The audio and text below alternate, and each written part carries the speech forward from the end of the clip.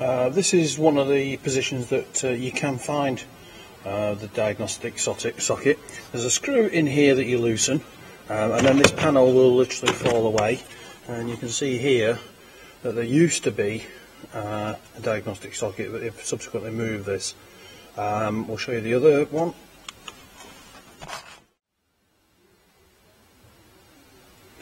The other position that's favoured with the 307 is in the glove box, and you can see here there's a cover to the fuse box, so we pull that down, and the same thing again. You can see there's a port there for the diagnostic socket, but it's not populated.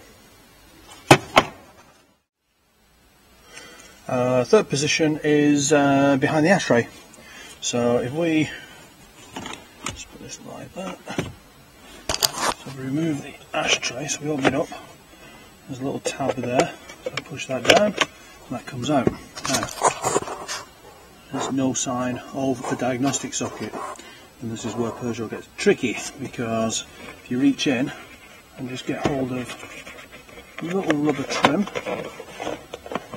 that comes out, we can now see the diagnostic socket in the bottom left hand corner.